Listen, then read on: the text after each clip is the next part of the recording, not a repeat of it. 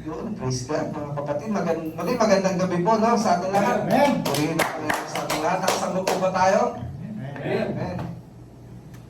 Okay, tayo po yung magsisimula po, no, sa ating mensahe sa gabing ito. At nawa, hinihingi ko po ang atensyon ng bawat isa sa inyong pakikinig. No? Are you excited to hear the Word of God sa gabing ito, mga kapatid? Amen. Tayo po yung magsimula sa isang panalangin. Malabakan natin ang Panginoon. Hallelujah. Hallelujah. Muli aming Amang Diyos, pinupuri, sinasambat, tinadakila ka namin, luwalhatiin, sabahin ang ngalan mo sa lupa gaya ng sa langit. Panginoon, aming hinihiling ang patuloy na gabay at patnubay ng inyong banal na Espiritu Santo sa gabing ito. Patuloy niyo po kami tulungan at turuan na maunawaan ang bawat salita, bawat aral na aming maririnig na nagmumula po sa inyo sa gabing ito. Hayaan niyo po na ang bawat salita, aral na aming maririnig, Panginoon, ay tumingin mo at maitanim sa aming mga puso, Panginoon, na sa gayon ito po ay magbunga at aming po maipamuhay bilang isang Kristiyano na inyong tagasunod. Aming Panginoong Kristo, aking hinihiling na itago niyo lamang po ako sa inyong likuran, Panginoon, na sa gayon ng bawat salita na mamumutawi sa aking mga labi ay magmumula lamang po sa inyo, Panginoon, at ito'y magbibigay ng conviction at rebuking sa bawat isa, Panginoon, at ito po'y masunod namin na naayon po sa inyong kalooban. Sa tanging pangalan po na aming Panginoong Kristo, Amen. Amen. Amen. Amen. Praise God, no? Magandang gabi ulit, mga kapatid. Ang ating topic po sa gabing ito is pakikinig at pagbubunga. So ano po ba yung pakikinig? Gaano ba siya kahalaga sa atin, mga kapatid? Ang pakikinig is lagi natin gamit araw-araw, di ba? Pagkat may mga pangdilig po tayo. So gaano po kahalaga ang pakikinig? Gaano siya kahalaga sa iyo? Alam natin, mga kapatid, na ang pakikinig ay isa sa pinakamahalagang bagay na dapat natin matutunan sa ating buhay. Kasi meron tayo minsan pinapakinggan lang natin pero hindi natin iniintindi. Minsan naman meron tayong pinapakinggan na ito yung nagiging buhay natin.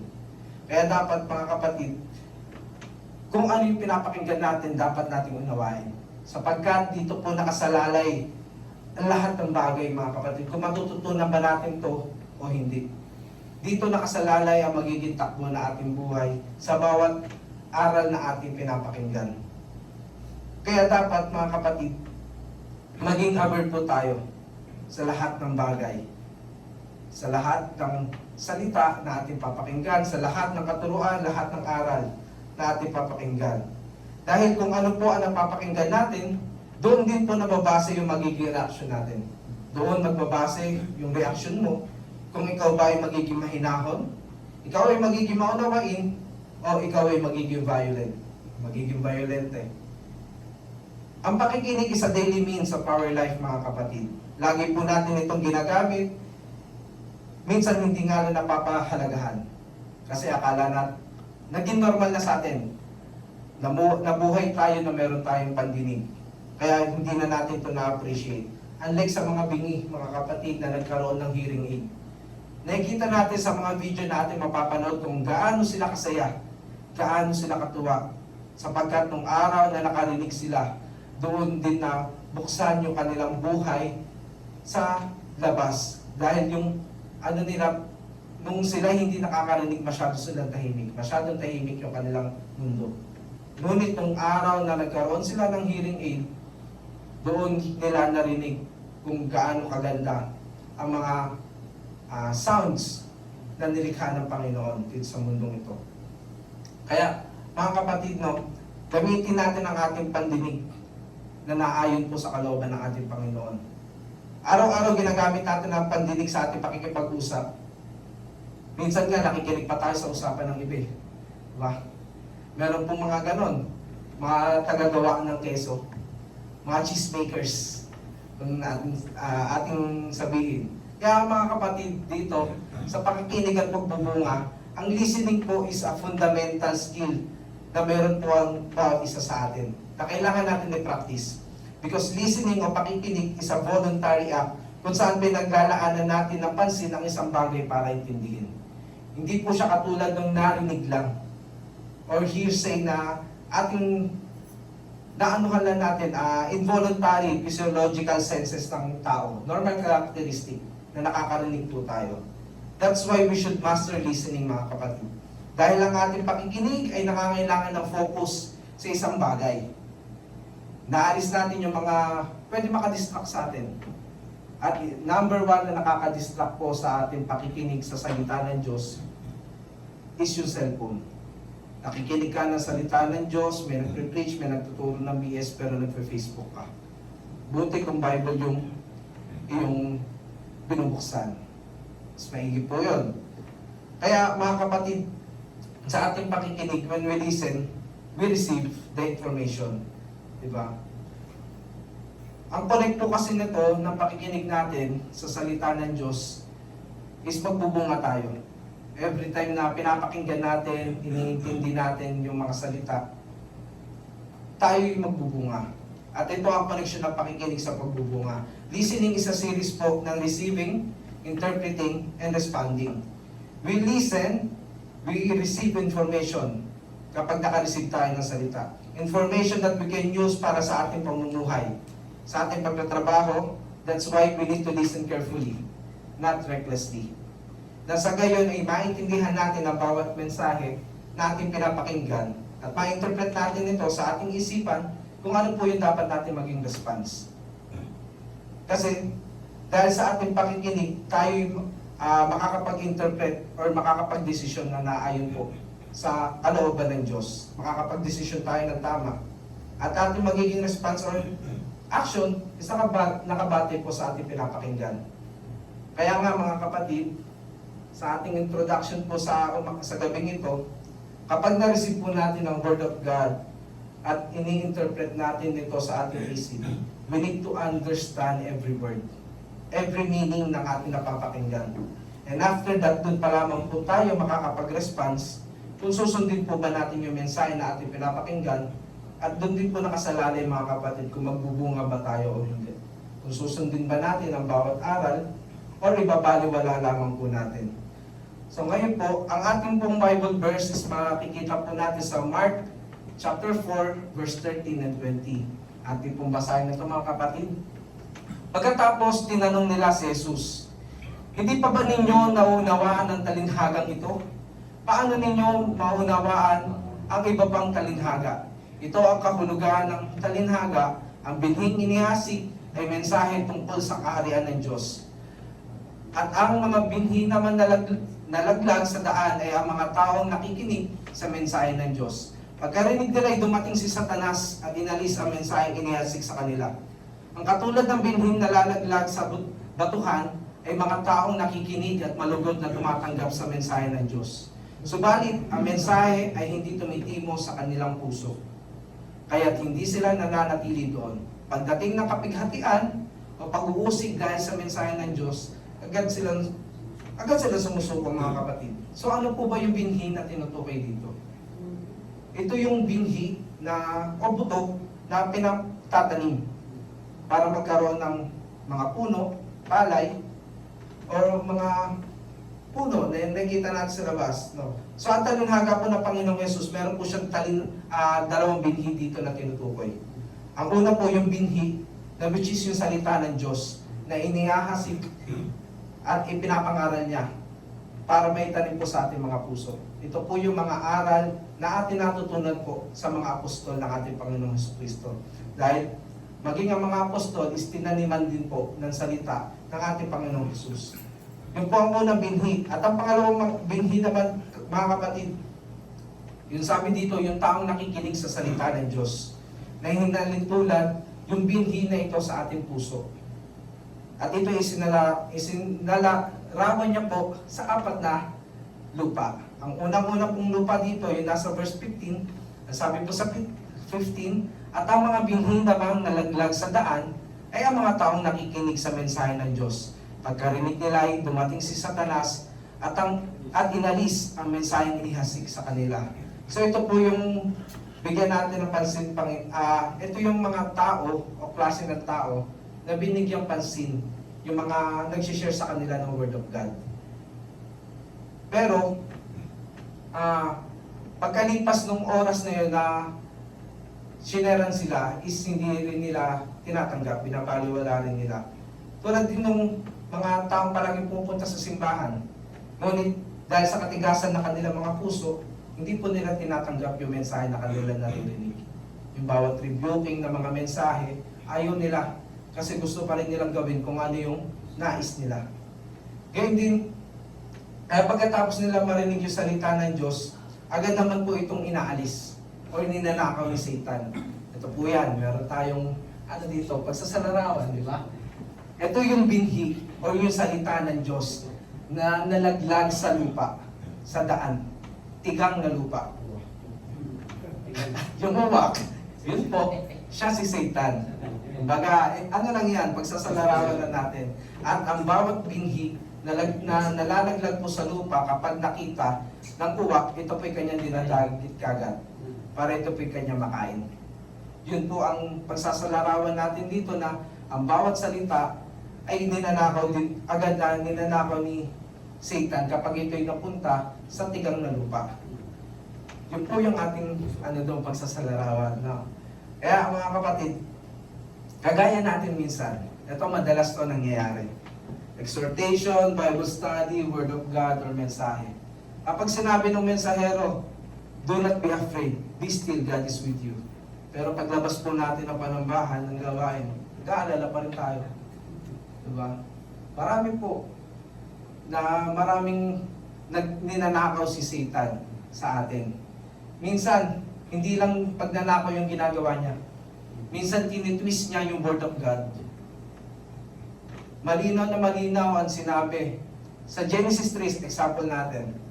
Malinaw na malinaw sinabi ng Panginoon, di ba? Huwag niyong kakainin ng bunga, kundi kayo'y mamamatay. Pero ang ginawa ni Satan, binigyan niya ng doubt sa kaisipan yung tao patungkol sa sinabi ng Diyos.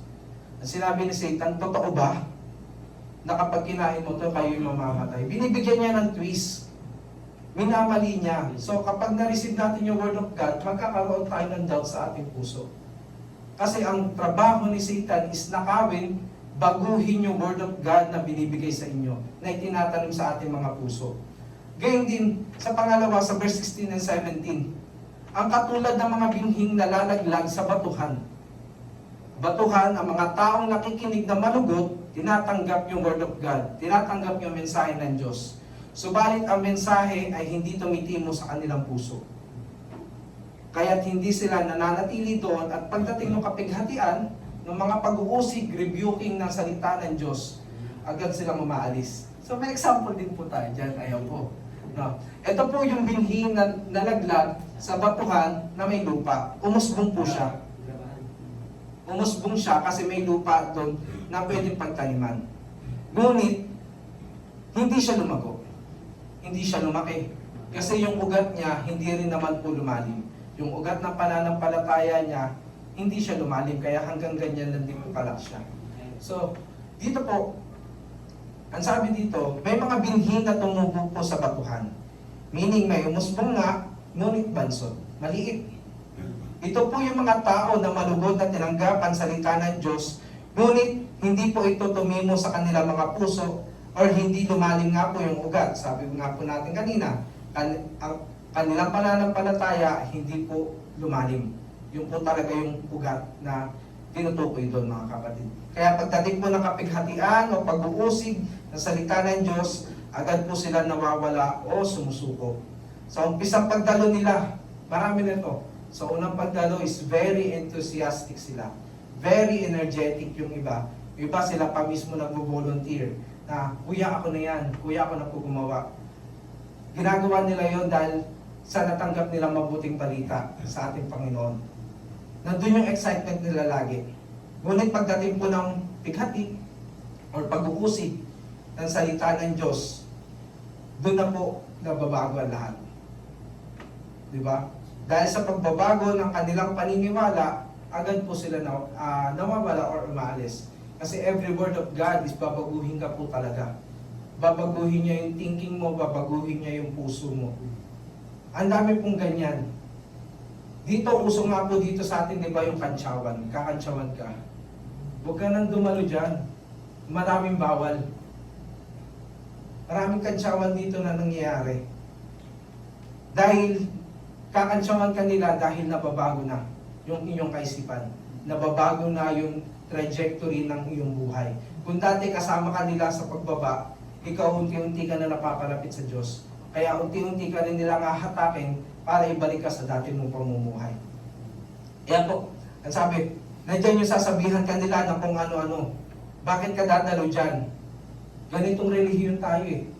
Bakit mo tinalikuran? Minsan, mismong family mo pa magdi-discourage sa'yo na huwag ka nang dumalo dyan. Huwag ka na magpatuloy. Minsan, tayo mismo ang inuusig na salita ng Diyos. Kapag nire-rebuke tayo ng Word of God, minsan tayo yung umaayaw. Lalo-lalo na kung patungkol to sa mga buhay natin na binabago. Minsan meron tayong mga kaugalian na ayaw natin baguhin. Kaya kapag narinig natin to sa salita ng Diyos, ayaw natin tanggapin. Kapag sinabi, huwag mo sisirain ang iyong buhay, huwag mo sisirain ang iyong katawan, pero patuloy ka pa rin sa paninigarilyo. Pero ayaw mo itong tanggapin, kaya ikaw mismo aalis doon sa church. Ikaw mismo aalis doon sa katuruan ng Diyos na huwag mo sisirain ang iyong katawan. Ganun din, kahit alam natin biblical, ayaw natin itong tanggapin. Tayo mismo maalis, minsan mismong wife or partner natin yung magsasabi sa atin na kaya nga kita pinakasalan kasi parehas tayo ng religion. Parehas tayo ng paniniwala. Tapos magpapalit ka lang. Ayokong tanggapin yan, dito pa rin ako. Di ba? Usapan relihiyon lagi, lalo-lalo na sa atin sa Pilipinas. Napakalaking factor sa atin nung salitang relihiyon. But what is religion, mga kapatid, if it does not change your life? What is the value of religion if it does not bring you closer to God?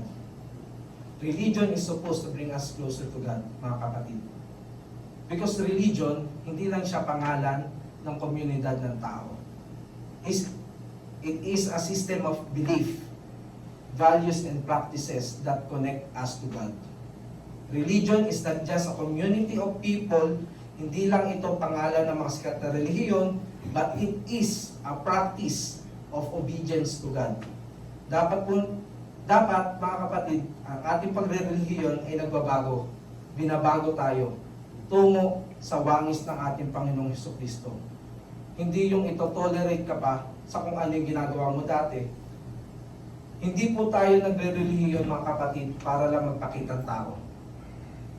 Hindi po tayo nagre-relihiyon para lang masabi na tayo lagi nagsisimba or lagi tayong umaten sa church. At hindi rin po tayo nagre-relihiyon para lang makita ng mga kapatid yung pamasko natin suot. No? 1 month na lang, bare months na. Lapit na, magpapasko na ulit. Marami na ulit fellowshipping yan. Marami ng mga gatherings na makakasama natin yung ibang mga kapatid. Lalong-lalong hindi tayo nagre-relihiyon para lang mag-fellowship. Fellowshipping lagi po dapat tayo, hindi fellowship. Kaya mga kapatid, no, ang relihiyon, sabi ko po kanina, is a practice of faith. Hindi lamang po siya yung community na alam natin, na kinagisnan natin. Religion, sa practice of faith, obedience to God, dahil sa ating pakikipagrelasyon sa ating Panginoong Hesus, kaya natin ito nagagawa. Dahil sa ating tinanggap na kanyang pagliligtas sa atin, mga kapatid. Kaya pagdating ng difficulty, sabi po dito, simula na sumunod sila sa ating Panginoon, agad sila sumuko dahil sa hindi nga po lumalim yung kanilang ugat.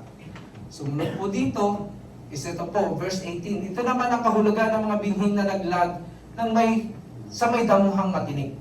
May mga taong nakikinig na mensahe ng Diyos, ngunit dahil sa alalahanin sa buhay nito at pagkasilaw sa salapi o kaya'y pagkahumaling sa ibang mga bagay, ang mensahe ay nawawalan ng puwang sa kanilang puso. Kaya't hindi ito nakapamunga. Ganito po ang nangyayari dyan. Umusbong na po siya, nagkaroon na po siya ng palay, dahil nga po nataniman yung kanyang puso, nagkaroon ng palay. Ngunit yung mga tinik-tinik na yan yung mga alalahanin natin sa buhay. Yan po yun. Kaya po, ang sabi, sila po yung mga binhi na tumubo sa halamanan, ngunit sa matitinig. Mga tao na nagdadalawang isip pa rin kung susunod po ba talaga sila sa Diyos o hindi. dahil sa kanilang mga alalahanin sa buhay o dahil sa kanilang mga pangarap sa buhay. Yung po yung nagiging nila, palaisipan sa kanila kung susunod ba talaga sila o susundin nila yung kanilang gusto. Mga kapatid, hindi masama mangarap, pero mas maganda kung kasama natin ng Diyos sa ating pagtupad sa mga pangarap natin. Kaya, nawawalan ng puwang sa kanilang puso yung salita ng Diyos at hindi nakakapamunga. Tumutubo ang binhi, ngunit walang bunga, at hindi nakakapamunga ang salita sa kanila hanggat hindi nila binabago ang laman ng kanilang puso. Sabi nga, if they will pursue the world, they cannot inherit the kingdom of God. Dahil mas pinili po nila yung sanlibutan kaysa sumunod sa kalooban ng Diyos o ng ating Panginoong Yesus. At ang pang-apat, verse 20, ito naman ang kahulugan ng mabinhin na laglag sa matabang lupa. May mga taong nakikinig at tumatanggap sa mensahe ng Diyos at namumunga na masagana. May tiga-30, may tiga-60, at may tig-100. Mga binhin na laglag sa matabang lupa or matabang puso. Mga taong nakapakinig at tumanggap sa mensahe ng Diyos at namunga na masagana. Sapagkat sa kanilang pakikinig, sa kanilang pag-i-interpret ng Word of God, sa kanilang response, sa kanilang mga aral na naririnig, buong puso po nila itong tinatanggap. Buong puso nila itong sinasabuhay dahil sa kanilang pananampalataya sa ating Panginoong Hesukristo. They obey God without hesitation. They filter out lahat ng pwede makadistract sa kanila sa kanilang pagsunod sa ating Panginoong Jesus. So, ngayon po, para mas lalo natin itong maintindihan, meron po ditong katanungan. Ito po yun, yung lumago. Nagkaroon ng mga palay na munga. So, ang tanong natin, paano nga bang magpapabunga or mapagbubunga ang mga narinig na mga aral sa salita ng Diyos? Itinuturo doon sa talinghaga na yun, mga kapatid. Itinuturo po ng ating Panginoong Hesukristo kung paano ang Word of God na dapat maging epekto po sa ating buhay. Na dapat ito ay magbunga po sa atin. Hindi lamang, wag nating hayaang manakaw, wag natin hayaang masira. At hayaan natin na ang ugat na ating pananampalataya ay lumalim sa ating buhay. Tulad po dito, sabi, sinupin ang mga ito. Ito po ang unang-una natin dapat gawin. Ang tanong po natin ulit, paano nga bang magpagbubunga ang mga narinig na mga salita ng Diyos? Unang-una, sinupin po natin ang mga ito. Kailangan natin sinupin o pahalagahan ang bawat aral na ating naririnig. Kaya dapat nakikinig tayo ng buong puso. Focus tayo dun sa mensahe na ating naririnig. Hindi po yung kung saan-saan. Kung saan-saan lumilipad yung ating isipan. Diba? Hindi yung ano-ano yung ating gagawin. For Facebook tayo, may nagme-mensahe. Diba? Meron tayong ibang gustong iniisip na kagad natin kung ano yung gusto natin gawin after ng gawain. Yun yung mga bagay na makakapag-distract sa atin. Kaya yung may mga mensahe na ating maririnig, isang babaliwala at ninanakaw kagad ni Satan. Sabi nga po dito kanina, sa Marcos 4, 14 to 15, yung naka-highlights po, pagkarinig nila ay dumating si Satanas at inalis ang mensaheng inihasik sa kanila. Kaya po tuwing after na makapagkinig tayo ng salita ng Diyos, kapag tinanong tayo, ano yung message kanina, ano yung natutunan natin, wala po tayong masagot. Yun po, pakikinig at pagbubunga. Ano po yung naging lesson natin na nakaraan? Hindi na po natin masagot. Kasi agad po itong ninanakaw ng Diyos, ni Satan. Naagaw ni Satan sa atin. Hindi po ng Diyos, ni Satan po. Satan is stealing it. Kung hindi man niya ito nakawin, gaya nga po na sinabi ko kanina, tinitwist niya po ito. Kaya minsan, tatanungin natin, ligtas ba talaga ako? Diba? Tinitwist po kasi ni Satan yon.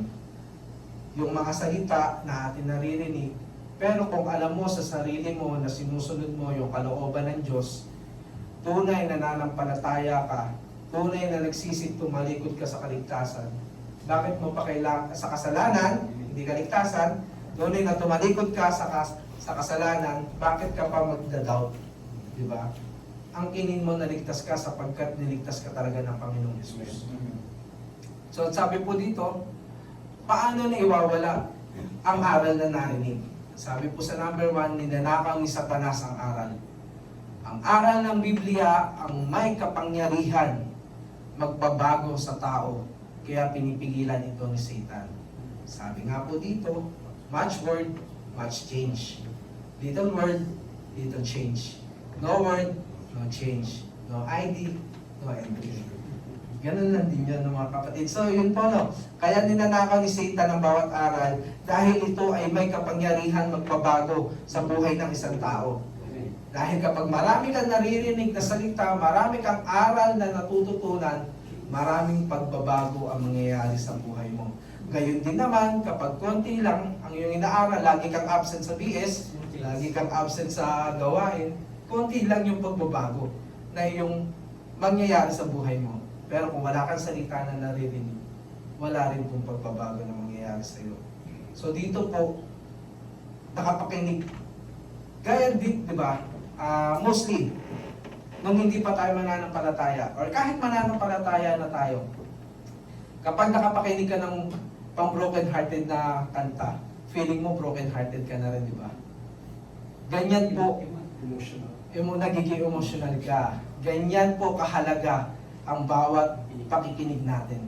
Kung ano yun napapakinggan natin, yun yung nagiging response ng ating buhay.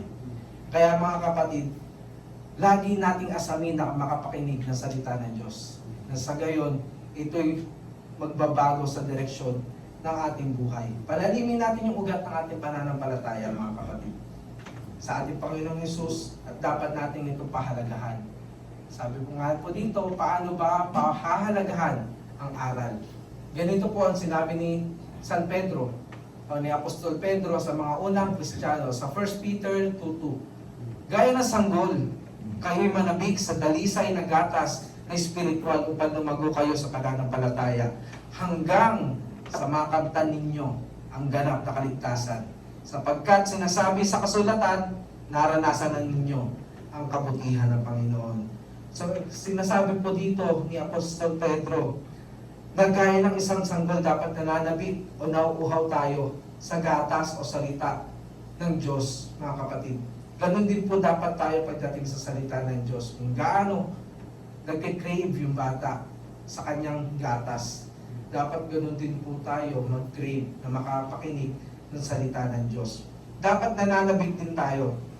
Dapat nandun lagi yung excitement natin, mga kapatid, na makaparinig. Dapat nag-crave din tayo hindi lamang sa mga pagkain o sa mga bagay na narito sa lupa. Kung gaano ka nagkikrave sa kapsa, dapat ganun ka rin nagkikrave na makapakinig na salita ng Diyos.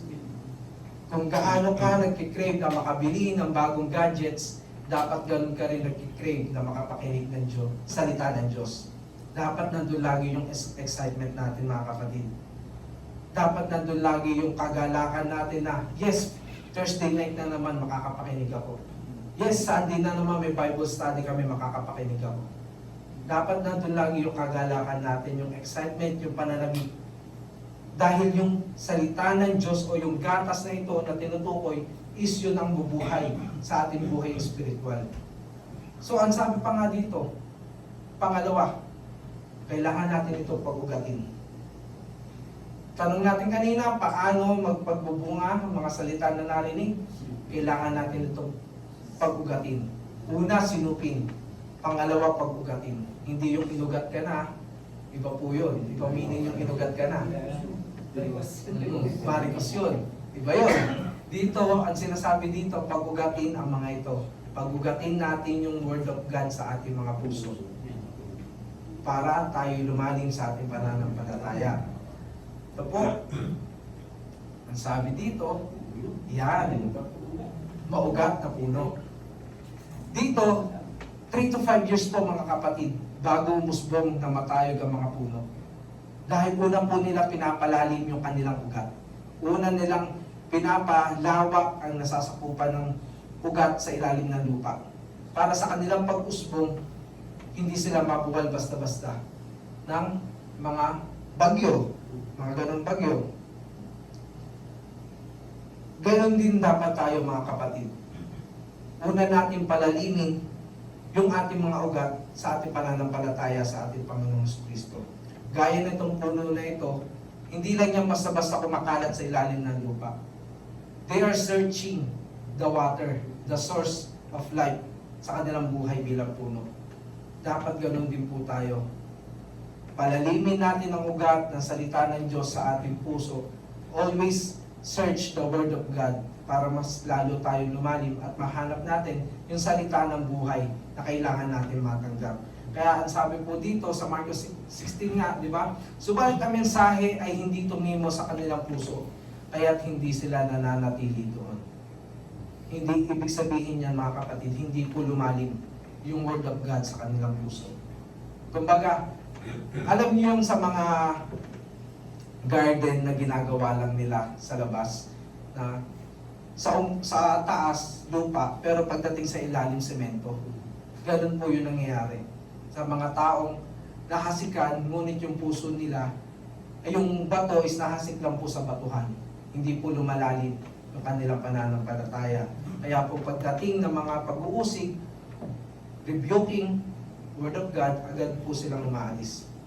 Ito po yun. Kaya hindi sila nakapanatili dahil yung ugat ng kanilang pananampalataya ay hindi lumalim. Dahil sa mabato nga po sila, or dahil mabato ang kanilang lupa, hindi nakaka-penetrate ng husto o lumalalim yung kanilang ugat. Kaya mabilis po sila magtampo kapag itinatama, kapag itinutuwid. Sila po mismo yung umaayaw sa mga rebuking ng salita ng Diyos. Pili lamang yung gusto nilang tanggapin, kaya pagdating po nung conviction ng Holy Spirit sa kanila, sa pamagitan ng Word of God, agad po silang sumusuko o umaalis sa pananampalataya. Dahil ayaw nga po nila magpatuwid, dahil gusto nilang panindigan yung mga dati nilang kinalakihan. So, sabi po dito, paano nag-uugat ang salita ng Diyos? Unang-una sa pamamagitan ng pagsunod dito. Kailangan sanayin ang sarili sa pagganap sa mga salita at utos ng Diyos. Kapag ito ay nagawa, nagiging madali ang paggawa ng tama at pag-iwas sa mali. Sa ganon, tayo ay nagiging tunay na mga alagad ng Diyos. So, ibig sabihin, we should exercise ang bawat salita at utos ng Diyos na ating naririnig in order for us to grow deeply in our faith at makasunod tayo sa lahat ng mga pinag-uutos sa ating Panginoong Yesus. At kapag na-exercise natin to araw-araw, magiging normal na natin itong pamumuhay. Hindi na tayo mapipilitang gawin yung ganito, sumunod sa utos ng Diyos na ganito, hindi na. Kasi normal na sa ating pamumuhay.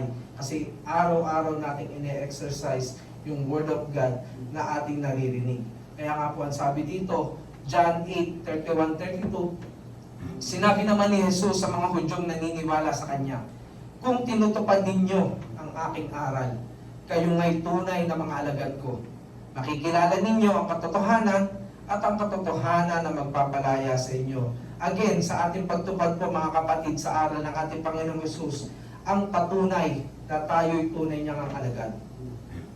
Dahil hindi ka naman din talaga makakasunod sa kanyang mga aral o utos kung may iba ka pang pinapanginoon sa iyong buhay. Kung mas sinusunod mo ang hilig ng laman, mas sinusunod mo yung hilig ng iyong mata, mas sinusunod mo yung gusto mong gawin kaysa sa sinasabi ng Diyos, may iba ka pang pinapanginoon sa iyong buhay. Kaya hindi ka rin makasunod, kaya hindi lumalalim yung ugat ng iyong pananampalataya kasi mas gusto mo sundin yung iyong kagustuhan. Kaya dapat lagi natin ina-exercise mga kapatid. Bawat aral na ating napapakinggan at lagi din natin tandaan kapatid, walang mali kung susundin natin yung aral na nanggagaling sa Biblia. Walang mali kung susundin natin yung aral na galing sa ating Panginoong Kristo na ipinangaral din ng mga apostol. Wala ka nang ibang makikitaan na ganyang aral mga kapatid. Kahit anong libro ang inyong basahin, walang libro na makakapagpabago ng buhay mo patungo sa wangis ng ating Panginoong Kristo, kundi ang Biblia lamang. Kaya nga po, sabi po dito sa Hebrew 5:13-14, ganito ang wika sa sulat ng mga Hebreo. For everyone who partakes only of milk is not accustomed to the word of righteousness, for he is a babe. But solid food is for the mature, who, because of practice, have their senses trained to discern good and evil. Sa Tagalog, mga kapatid, English kasi yan, naglagay ako ng Tagalog dito, ang sanggol pa ay nabubuhay sa gatas, at kulang pa ang kaalaman sa salita ng katwiran, o sa tama at mali. Ang matigas na pagkain naman ay para sa sapat na gulang at marunong ng kumilala na mabuti at masama. So, ibig po sabihin, mga kapatid, para po sa mga bago or baby Christian, dapat ang kinakain po lamang nila ay yung mga gatas. O ibig sabihin, yung mga panimulang aralin, para mas maintindihan nila ang salita ng Diyos at hindi siya mabulunan, hindi siya mabigla, upang madali nila maipamuhay dahil sila ay wala pang karanasan or discernment kung ano yung mabuti sa masama. Hindi pa nila ito tunay na iintindihan. Kaya kung ibang Kristiyano na pe-pressure, ibang baby Christian na pe-pressure, dahil agad silang tinuturuan ng hindi pa dapat nila kinakain. Na yung tipong gatas pa lamang, pinapakain na kagad nila ng steak. Diba? Favorite ko pa naman yung medium rare. Kaya nga sabi ko dito, mga kapatid, sabi ko dyan, for he is babe. Yun po yung sabi, na dapat milk lamang po yung kanyang kinakain, yung kanyang tinuturo sa kanya. Diba? Hindi yung laban, ha? Hindi rin yan yung Jolina at Marvin. Yung babe po dyan na tinutukoy yung batang Christian, baby Christian. Yun po ang tinutukoy dyan, mga kapatid. Baby Christian, spiritually po yung kanilang pagiging sanggol bilang isang Kristiyano. Gayon din naman, mga kapatid, sabi, but solid food is for the mature. Gulang. Hindi yung magulang na nanlalamang. Hindi po, tamang gulang or maturity spiritually po. Yun sinasabi dito. Yan na yung dapat kumain ng steak or kabsa. Mga solid food. Diba? Karne rin po ba tayo? Amen. No. So, ito po yung mga solid food na sinasabi dito, kapatid, is yung mga malalalim na aral. Ito yung mga rebuking na mga salita, conviction per conviction, mga kapatid. Ito yung mga salita na nababagay sa mga mature Christian, lalo-lalo na sa mga workers. Ito po yung dapat ay naaral ng bawat isa sa atin. Solid food, rebuking kung rebuking, tabas kung tabas, masakit kung masakit. But with love. Hindi lamang po basta salita, hindi lamang po basta pangaral. Dapat with love po ang bawat rebuking words na ating sinasabi sa ating mga kapatid. Dahil baka ikaw pa mismo ang maging dahilan para matisod sila. Kaya dapat with love po lagi ang ating pangangaral. Kaya dapat magsumikap tayo, mga kapatid, na mapalalim natin ang ating mga ugat sa ating pananampalataya. Sabi po dito, paano natin ito mapapalalim? Sa pamamagitan ng pagsusumikap at pagsusumakit. Ang pagsubok at pasakit ang naglalantad sa tunay na uri ng ating pananampalataya. Sa bawat problema, bawat challenges na ating tinatahak, doon po lumalabas ang uri ng ating pananampalataya. Marami ang sumusuko dahil sa kagutuman, kauhawan, pag-uusig, o kaya ay panganib. Kapag sumuko tayo, hindi na mararanasan ang mamunga at lumago sa ating pananampalataya. Yan po yung sinasabi na naman, di ba? Dahil sa pagsubok at pasakit, nalalantad yung tunay na uri ng ating pananampalataya. Kung tayo ay maugat ba o inugatan lang, hindi tayo lumalim. Marami ang sumusuko dahil sa kagutuman, kauhawan, pag-uusip, meaning ito po yung sa daily life natin. Pinagpapalit natin kadalasan yung ating daily life sa pagsunod natin sa ating Panginoong Hesukristo. Or sa pang-araw-araw natin na pagdalo, BS, or gawain. Lagi natin sinasabi, Kuya, hindi muna ako dadalo, meron pa akong pupuntahan. Kuya, hindi muna ako dadalo, meron akong dapat unahin. Yan po yun. Kaya napakahalaga, mga kapatid, kung kaya mo naman isa bukas yung mga bagay na yon, unahin mo yung para sa Diyos. Huwag mong wag mong isa-sacrifice yung oras mo para sa Diyos para lang magawa mo yung kagustuhan mo.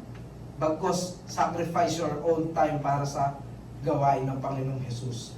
Kaya nga po, ang sabi dito, verse 17, subalit ang mensahe ay hindi tumimo sa kanilang puso, kaya't hindi sila nanatili doon. Pagdating na kapighatian o paghuhusig dahil sa mensahe ng Diyos, agad silang sumusuko. Kaya huwag tayong susuko, kapatid. Padayon yun. Ika nga, di ba? Anumang kapighatian o paghuhusig, huwag natin susukuan dahil lang sa mensahe ng Diyos. Huwag mong sukuan yan, kuya. Huwag natin susukuan ang lahat ng rebuking na ating naririnig. Dapat tayo ang matuwa kapag may nagre-rebuke sa atin or may conviction sa ating puso tuwing nakikinig tayo ng salita ng Diyos. Dahil yun po ang proof na mahal ka ng Panginoon. Ayaw niyang manatili ka sa dati mong pagkatao. Ayaw niyang manatili ka sa dati mong pamumuhay. Bagkus gusto ng ating Panginoon na maibalik ka sa original image mo, which is kawangis ng ating Panginoong Jesucristo. Kailangan na maibalik tayo sa pamumuhay na Christ-like. Kaya every rebuking, every conviction of Word of God na ating naririnig, tanggapin po natin yun, mga kapatid. Huwag natin sukuan. Sunod po, kailangan natin ipagtanggol ang mga ito. Ipagtanggol ang mga Word of God na ating naririnig. Ang bawat aral na ating natututunan, kasi po habang lumalalim ang ating napag-aaralan, hindi nyo namamalayan, unti-unti na po pala kayong binabago na salita ng Diyos. Parami ng parami ang salita na ating inaaral, parami ng parami ang pagbabago sa ating buhay. To the point na kayo mismo ang tatanggim sa mga taong nag-aaya sa iyo. Na, alam mo naman na ikapapahamak mo, di ba? Kung dati, isang aya pa lang sa atin, pumupunta na agad tayo. Punta ka dito, kuya, meron chicks dito. Tayo naman agad tayo pupunta. May inuman dito, tayo naman agad tayo pupunta. Ngunit sa dami ng salita ng Diyos na aral na ating ipinapamuhay, tayo na mismo ang tumatanggi dito. At dyan tayo minsan kinukutya. Napaka-KJ mo naman. Hindi ka naman ganyan dati Nagbago ka na. Dapat tayo matuwa kapag may gumaganon. At ipagtanggol natin to ang salita ng Diyos. Ipagtanggol natin yung ating pananampalataya sa bawat tao na gumaganon sa atin. Kapag sinabi nila, ang KG mo na, hindi ka naman ganyan dati pwede natin sa kanilang i-share yung Word of God kung bakit tayo nabago. Pwede natin sa kanila sabihin kung bakit hindi na tayo dumadalo. We need to share the Word of God, mga kapatid, sa ating daily life. Hindi po tayo makikipagtalo sa kanila o makikipag-away, kundi ipapaintindi natin sa kanila yung aral na natutunan natin. Na sa gayon, maging sila man din ay makasama natin sa pananampalataya sa ating Panginoong Jesucristo, especially our family. Kasi minsan yung mismo family pa natin, yung magre-rebuke sa atin, yung mag-uusig sa atin, yung sasabihan na KJ ka. Kaya dapat i-share po natin sa kanila yung Word of God. Yun po, ang sabi po dito sa 19, ngunit dahil sa alalahanin sa buhay, pagkasilaw sa salapi, o kaya pagkahumaling sa ibang mga bagay, ang mensahe ay nawawalan ng puwang sa kanilang puso, kaya't hindi ito nakakapamunga. So dahil po sa alalahanin sa ating buhay. Gayon din, kailangan natin ipagtanggol ang ating mga sarili sa mga ganyang bagay, mga kapatid. Sa mga alalahanin sa buhay, pagkasilaw sa salapi, mga pagkahumaling sa mga bagay-bagay, diyan tayo nawawalan ng amor sa ating pananampalataya. Kasi yung focus natin napupunta sa mga pangsanlibutan. Nawawala na yung focus natin sa ating Panginoong Kristo. Nawawala ng puwang sa ating puso yung mensahe ng Diyos. Kaya hindi tayo nakakapamunga. Mga kapatid, lagi nating tandaan na hindi po tayo makakapumunga kung hindi po natin isasabuhay yung bawat salita ng Diyos na ating naririnig. Kaya huwag po nating hayaang manaig yung mga alalahanin natin sa buhay. Sapagkat ito po ang magpapatay sa ating pananampalataya. Ito po ang maglalayo sa ating Panginoon. Dahil sa inyong pag-aalala sa buhay, sa kakahanap mo ng green pasture, lagi ko sinasabi, hindi mo namamalayan na papalayo ka na pala sa ating Diyos. Walang masama humanap ng green pasture. Walang masamang tuparin mo ang iyong pangarap as long as nakasama mo ang Diyos sa pagtupad nito. Kaya nga po ang sabi dito, ano ang pumapatay sa pananampalataya? Ang pumapatay sa pananampalataya ay mga alalahanin sa buhay. Tunay nga na mayroon tayong mga alalahanin, pangangailangan sa buhay, ngunit hindi natin dapat papanaigin to. Ang mga ito sa ating pananampalataya. So, tunay po yan mga kapatid, lahat po tayo may pangangailangan, kaya nga po tayo nag-abroad dahil sa ating mga pangangailangan. Kasi hindi nga po masustain ang ating trabaho sa Pinas, yung ating mga pangangailangan, kaya tayo nag-abroad. But what is the benefit of gaining the world, but you lose your souls? Sabi nga nila, di ba? Sabi sa Bible. Kaya huwag ka mag-aalala kapatid. Huwag mong hayaan manakaw ni Satan sa iyo ang pangako ng Panginoong Hesus. Huwag mong hayaan na manakaw ni Satan yung mga pangakong yun sa iyo. Na kapag inuna mo ang Panginoon, lahat ng blessings, lahat ng pangangailangan na gusto mo, na nararapat sa iyo, ibibigay ng Diyos sa iyo. So ano-ano po ba ang mga alalahanin na ito? Sabi po dito sa Matthew 6:31-33, kaya't huwag kayong mag-alala, baka kayo kapusin sa pagkain, inumin o damit. Hindi pat ang mga hentila nababahala tungkol sa mga bagay na yan? Alam na ng inyong Ama na nasa langit na kailangan ninyo ang lahat ng iyan. Ngunit higit sa lahat ay pagsikapan ninyo na kayo'y pagharian ng Diyos at mamuhay ng ayon sa kanyang kalooban. At ibibigay niya sa inyo ang lahat ng inyong pangangailangan. Ang Panginoong Hesukristo po natin ang nagsasabi niyan. Isa yan sa mga pangaral niya nun. Kaya nga, sabi ng ating Panginoon, huwag kayong mag-alala para sa inyong pangangailangan sa buhay. Ayan po ang sabi niya, baka kayo kapusin sa pagkain, inumin, o damit. Huwag kayong mag-alala para sa inyong kinabukasan. Ang hindi mananampalataya lamang po ang nababahala dyan. Kaya ang sabi dyan, hindi ba't ang mga hentil ang nababahala sa mga ganyan? Ibig sabihin, labas po sa Israel. Tayo is sinama na tayo ng ating Panginoong Jesucristo dyan sapagkat tayo nananampalataya sa Kanya. Kaya huwag kayong mag-alala sapagkat ang hindi lamang po mananampalataya ang mag-aalala sa mga ganyan. Sapagkat, sabi nga ng ating Panginoon, alam ng ating Ama na nasa langit ang lahat ng mga pangangailangan natin. Kaya nga, ang sabi sa verse 33, nasa likod natin, but seek ye first the kingdom of God and His righteousness, and all these things shall be added or given unto you. Yan po yung sinasabi ng ating Panginoong Jesucristo, na unahin natin siya. Unahin natin na makilala natin siya, na lumalim tayo sa Kanya. Gaya nga po nito, sample ito. Dito si God, yung cross. Kakahabol mo ng blessings na papalayo ka sa Kanya. Pero kapag ang Diyos mismo ang inuna mo, yung blessings mismo ang lalapit sa iyo.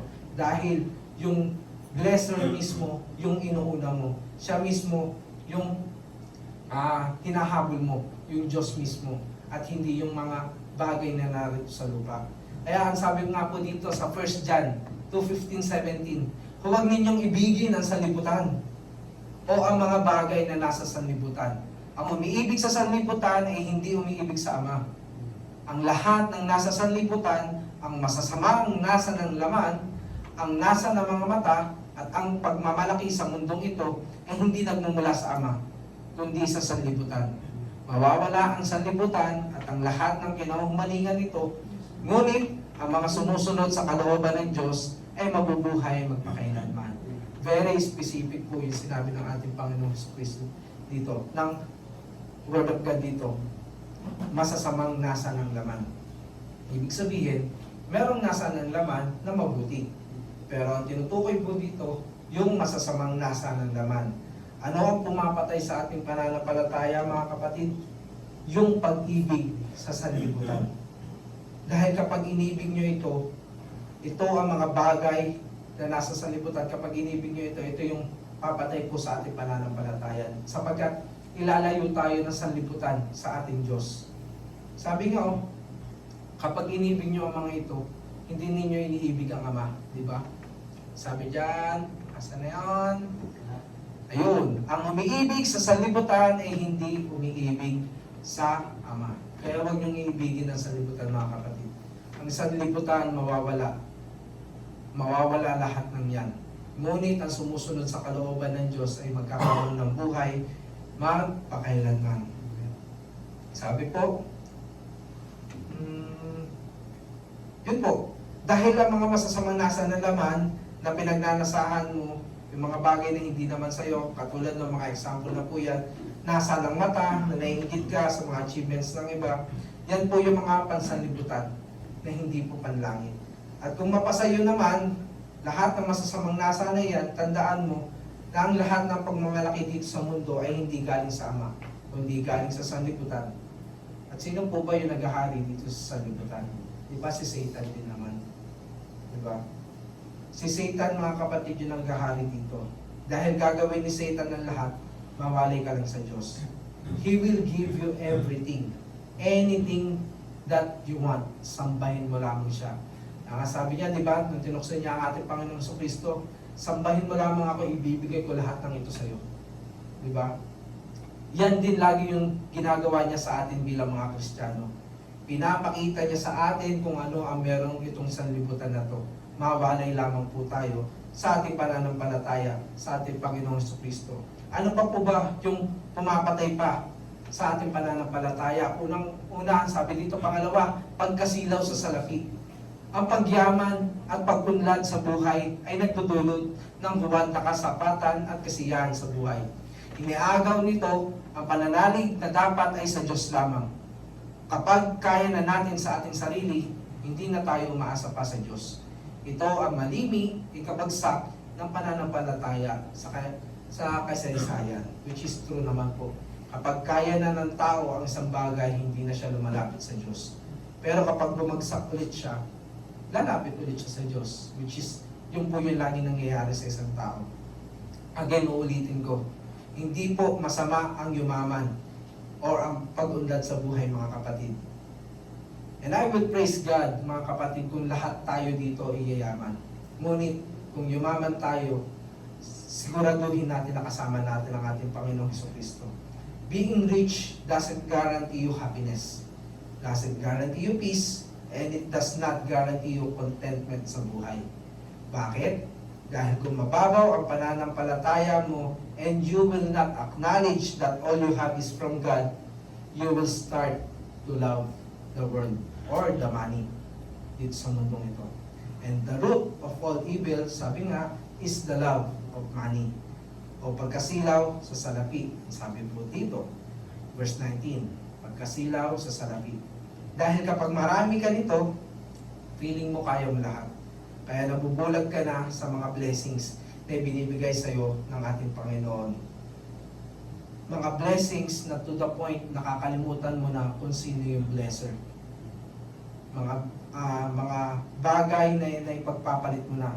Yung nasisilaw ka na o nahuhumaling ka na sa mga bagay dito sa lupa. Na ipagpapalit mo na yung creator sa creation. Inuuna mo na yung mga bagay na meron ka at nawawalan ka na ng oras sa ating Panginoon. Yan ang wag na wag mong gagawin, kapatid, na ipagpalit ang Diyos sa mga bagay na narito sa sanlibutan. Ang lahat ng yan ay mawawala, pero ang salita ng Diyos ay hindi. That's why, mga kapatid, stop pursuing the world, but start to pursue our God. Sabi po, isa pa sa pumapatay sa ating pananampalataya ay pagkahumaling sa ibang mga bagay. Ano ang mga bagay na maaaring kahumalingan at sumikil sa pananampalataya? Ito ang mga pansariling pangarap, mga ibang pag-ibig, mga ibang naisin na kapag hindi na ilagay sa tamang kalagayan sa buhay ay nagdudulot ng kawalan ng pumunga sa pananampalataya. Unang-una po dito yung isa na pagkahumaling sa mga bagay is yung pangarap. Again, hindi po masama mangarap, mga kapatid. Pero dapat siguraduhin natin na sa pagtupad nito ay hindi tayo mapapalayo sa Diyos, ngunit kasama natin siya sa pagtupad ng ating mga pangarap. Huwag nating hayaan na tuparin natin yung pangarap na mapapalayo naman tayo sa ating Panginoon. Dapat maging discerning po tayo sa bawat desisyon natin sa ating buhay. Unahin natin lagi kung ano yung kagustuhan ng ating Panginoon. Sunod po dito is yung pag-ibig nga po ulit sa salapi o yung mga bagay na iba pang iniibig dyan na hindi maganda, hindi makakabuti sa ating buhay, sasakit lamang yung ulo natin sa mga bagay na yan. Diba? Marami tayong pwedeng ibigin, pero mas higit nating ibigin ang ating Panginoong Diyos. Diba? Kaya po, ito po, pagkahumaling sa ibang bagay, ang sabi dyan sa 4:18-20, mga kapatid. Marami tayong kinahuhumalingan, marami tayong iniibig. Minsan gusto natin lagi bumili ng bagong relo, sapatos, bag, or kung ano-ano pa. Diba? Pero hindi yun masama. Pero kung mas iibigin mo yung mga bagay na yun kaysa sa ating Panginoon, mag-isip-isip ka muna mga kapatid. Lalo-lalo na kung mamahalin mo, hindi mo naman asawa. Mas maling-mali yun. Dapat, kung mahalin natin yung asawa lang natin. Pero huwag nating mahalin ng higit pa sa Diyos. Kaya nga, di ba, ang turo sa atin mga lalaki, ibigin mo ang iyong asawa gaya ng pag-ibig ni Kristo sa kanyang iglesia. Unahin natin lagi kung ano ang kalooban ng ating Diyos sa ating buhay. Meron pa dyan na sinabi, mga ibang naisin, kapag hindi po naitama ang ating kalagayan sa buhay, hindi po ito nagdudulot ng pumumunga sa ating pananampalataya. Sample, mga kapatid, kung tayo po'y tinutuwid ng ating mga elders o ng ating mga pastor sa ating mga pinag-aaralan, dapat po tayo magpasako. Dahil hindi naman tayo itutuwid kung walang nakitang pagkakamali sa atin. Lagi po natin tandaan na ang pagtutuwid, masakit talaga. In order na maituwid po ang isang pako, kailangan pukin. At sa pagpukpok, pagpalo, masakit po talaga yan mga kapatid. So, ano po tayo nagtatapos? Paano nga bang magpagbubunga ang mga narinig na mga aral ng salita ng Diyos? Unang-una, sinupin ang mga ito. Pangalawa, pagugatin ang mga ito. At pangatlo, pagtanggol ang mga ito. Sabi nga po dito, hindi layunin ng Diyos ang kawalan ng bunga sa buhay Kristiyano. So, ang gusto ng ating Diyos is mamunga po tayo sa ating pananampalataya. Ipinagkaloob niya ang salita ng Diyos at taglay nito ang kapangyarihan ng Diyos upang magbunga sa ating mga buhay dito sa daigdig. Ito ang dahilan kung bakit tinatawag tayong mga martyrs o mga saksi para sa Kanya. Kapag ating narinig ang salita at ito ay sininop at sinunod sa buhay, gagawin ng Diyos ang Kanyang layunin para sa atin at sa mga handang makinig. Dinggin po natin ang mga aral ng Kanyang mga salita. Huwag natin itong palampasin sa buhay sapagkat kung hindi, ito rin ang mga salitang hahatol sa atin sa walang hanggan. Lagi din natin tatandaan niya mga kapatid na ang bawat salita na ating pinag-aaralan ay siya rin mismo ang salita na gagamitin sa atin ng Diyos upang tayo'y hatulan sa pagdating ng panahon. Huwag po tayong mababaw na hindi natataniman ng salita. O kaya naman ay maramdamin na kaunting pitik lamang ng Diyos ay kaagad tumitiklop o umatras. Atin pong sanayin ang ating mga isip at damdamin sa mga salita ng Diyos. Sanayin natin ang sarili sa pagsunod ng mga ito upang tayo'y lubos na mapagpala at magamit ng ating Panginoon Jesucristo. So again, gaya ng nga po na sinabi ko kanina, we should exercise and practice each word of God na ating naririnig. Lahat ng aral na ating naririnig, biblically, sundin po natin mga kapatid. Dahil marami tayong maririnig na mga statement na hindi naman po biblical, na hindi naman po talaga itinuturo ng ating Panginoon Jesus. Ang sundin lamang po natin is yung salita ng Diyos. Huwag po tayong, nandyan na yung mga technologies na marami tayong matututunan mga aral. Pero lagi na tayong mag-rely sa Word of God. Hindi po sa mga teknolohiya na gawa lamang po ng tao. Always rely po sa Bible, kung ano ang sinasabi ng Bible, at yun po ang ipamuhay natin. Sa gayon, sa pagdating ng panahon, magkaroon tayo ng isang pagkakilala sa Diyos, at magkaroon tayo ng isang pananampalataya sa ating Panginoong Kristo. Pagpalain po tayo ng Panginoon. Amen po. At Panginoon, tayo disara sa panalangin. Hallelujah, hallelujah, hallelujah. Muli aming Panginoon Diyos o aming Ama, tayo po'y aming patuloy na pinupuri, sinasamba at dinadakila. Aming Panginoong Kristo, dalangin po namin ng patuloy na gabay at patubay ng inyong banal na Espiritu. Hayaan niyo po, Panginoon, ang bawat salita at aral na amin narinig sa gabing ito ay tumimo at mag-ugat po sa aming mga puso, Panginoon. At ito po'y tumubo, Panginoon, sa aming pamumuhay at magbunga sa amin, Panginoon, bilang inyong tagapaglingkod. Our Lord, tulungan at turuan niyo po kami na makasunod sa bawat salita na amin naririnig, na aming pinapakinggan, Panginoon, at binibigyan ng aming atensyon, lalo-lalo na ang inyong mga salita. Tulungan at turuan niyo kami na makasunod sa inyo, Panginoon, at kayo lamang po ang mapapurihan sa aming mga buhay. Muli, Panginoon, sa inyo lamang po ang kapurihan, karangalan, kadakilaan, sa tanging pangalan po ng aming Panginoong Kristo. Amen. Amen. Amen. So, glory to God. At pakinggan natin mga batid ang salita ng Diyos. Amen. Amen.